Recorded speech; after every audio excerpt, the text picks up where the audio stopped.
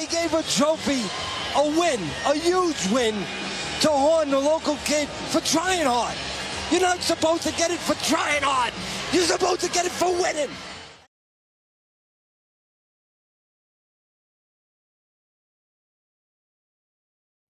What's up, guys? Thank you once again for tuning in. Remember, if you're new to the channel, please hit that subscribe button. Much appreciated. If you are not new to the channel, you've been watching before, thank you so much for coming back again. Remember, let's kind of keep this boxing movement going. Leave your comments below to all of my videos, and I promise I will respond to every single comment. It might take me some time, but I promise I will do so, because I do so much appreciate you guys leaving comments. All right, let's get straight into it. GGG versus Canelo. Now, this is a fight, I have to be honest with you. I think I done a video on my Box Talk channel about a year ago, and I said I don't think this fight will happen. And I said I don't think it will happen because I think GGG will be too old when Canelo is ready to face him. And I'm wrong. GG, yes, is a bit older, but Canelo and Oscar De La Hoya, Golden Boy Promotions, are happy to take the fight now, and I think it's good timing. I think the timing's right for both of them, and it's key as well, because I think if this fight happened when I think it was supposed to happen, after Canelo beat Cotto, that was what, a year ago, I think GGG would have smoked Canelo. I think that's when GGG was still considered a boogeyman. I still think he is, and we'll get to that in a minute. But I think GGG was considered a boogeyman of extraordinary proportions. And I think a lot of people thought Canelo was too small and almost frightened, right? Let's be fair. That's kind of what the thought process was back then. GGG was this wrecking machine that was going to wreck for everyone. And Canelo hadn't really proved himself against an elite competitor of the size of GGG in terms of the stature, 160 pounds. I still don't think he's done that. But I think he's grown into the 160 pound weight division. I definitely don't think he's scared. In fact, I think he's completely opposite. I think he's ready and good to go. But that doesn't make him in any way, shape or form ready for GGG. Let's not be fooled by the last 3 performances of Canelo. When you think of those performances, we're talking Liam Smith, who I've openly said is a good fighter, but not by any stretch of imagination a world elite fighter. Forget the fact he had a world title, means nothing. I never thought he was anywhere near my top 15 154 pound fighters at the time. And I still don't think he is. So the fact he stopped Liam Smith doesn't really prove much to me. Amir Khan, 154 pounds is a joke. Amir Khan was getting knocked down by guys at 130, 135 pounds. I think 135 pounds. Yeah. So I don't give any plaudits to knocking it down or knocking out Amir Khan, who can't take punches from guys 20 pounds, 30 pounds lighter than Canelo. So yeah, that doesn't give any much credence to that performance. And this is not me giving stick to performance. I'm just being very, very honest, by the way, guys. And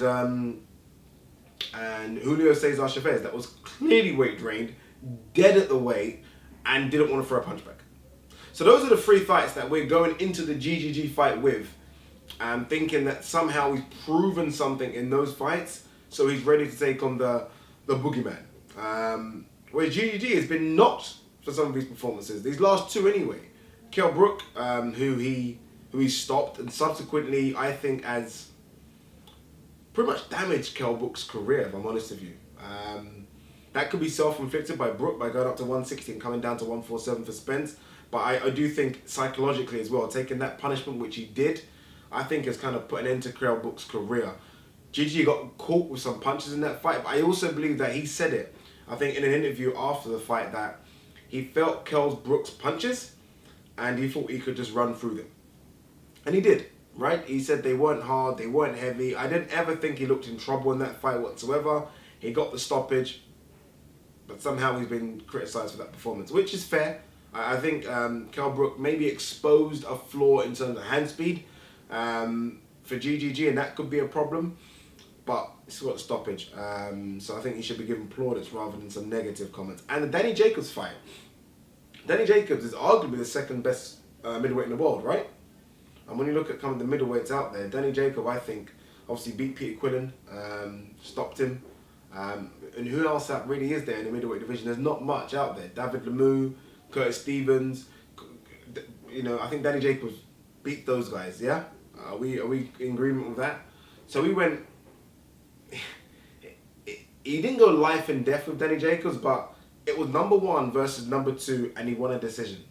I had it to him by a round, maybe 2. Some people had Danny Jacobs winning it by a round. Some people had a draw. Why is that? Why is he getting negative backlash for going 12 rounds with the guy that's considered number 2 best middleweight?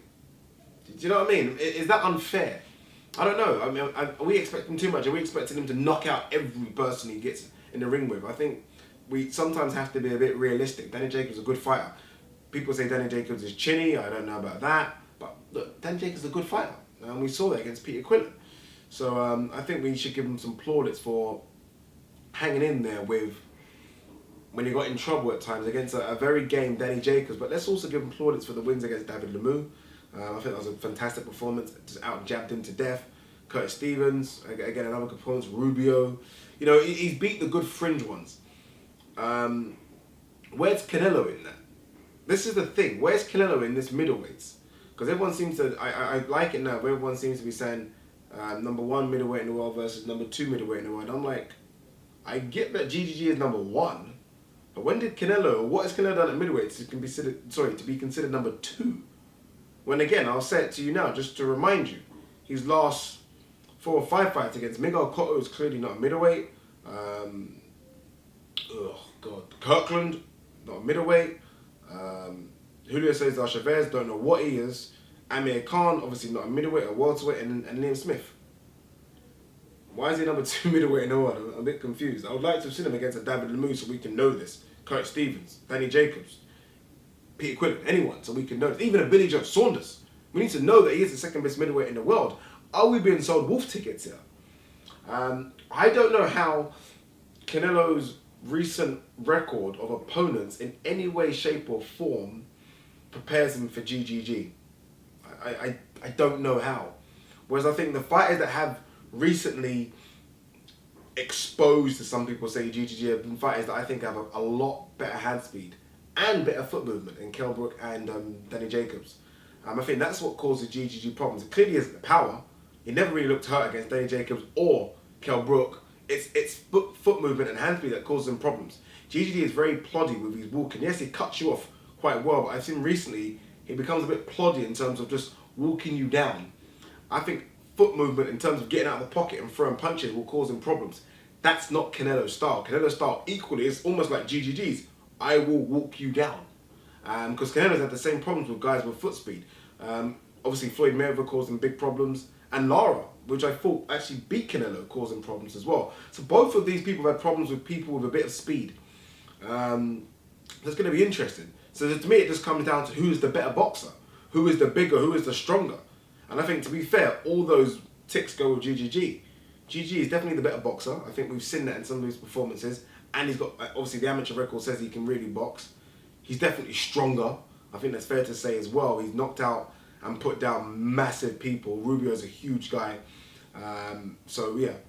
And I think it's fair to say he's stronger as well. So, I can't see anything but a GGG win. I really can't. I know Oscar seems to be confident. Oscar was confident when Canelo went up to Floyd, let's be honest. I don't see anything in his past 5 or 6 performances that make me feel like he's going to win. I even thought the Cotto fight was very, very close. I think the scorecards will suggest otherwise, but I watched that fight 3 or 4 times, and you could score that fight to Cotto, you know. You really could. So there's not been much for me that he's done against anyone that I think, okay, similar to GGG in terms of style and size, where I can say, okay, yeah, he's going to cause problems to GGG. Where I can see, I look at GGG's record and I feel like the people that he's beat, I think could also beat Canelo.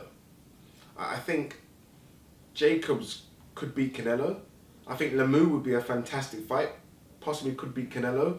And I wouldn't, people might call me crazy, I wouldn't mind seeing Kell Brook at 154 versus Canelo either. So it's an interesting fight. I can't wait for it. It's a good fight. I think it's a fight that GGG needs in terms of getting his name out there. Obviously, GGG is getting on a bit. And I think for GGG, it's a fantastic time to win and then go to 168, especially now that Andre Ward's left 168. I look at the 168 division, DeGale, Groves, and the Chudinov, Eubank Jr. I think it's fair to say he might clean up that lot as well. So I think it's a fantastic time for him to win and go. This is it right now, because Andre Ward is gone. I think Andre Ward have beat GGG, so it's the fantastic time to win and go. And I think he will win. And I think it's hard to say will he get the stoppage, because I don't think I've ever seen Canelo hurt either. But I think it'll either be a late stoppage or wide point decision. A wide point decision in our eyes. It won't be a wide point decision in the judges' eyes, because let's be honest, the judges do favour Canelo. We saw that with one of the Floyd Mayweather scorecards, which I think were a draw, which was a joke. So I think GG's going to have to do a lot to make sure he does get the decision, but I think he will win comfortably in the eyes of the fans. Will he win comfortably in the eyes of the judges on the night? Not entirely sure, but don't be fooled by these wolf tickets that we're being sold right now. Canelo has only just recently beaten Chavez Jr., again, dead on the weight. Liam Smith, not a top 15 light middleweight for me, and he beat a small, blown up Amir Khan.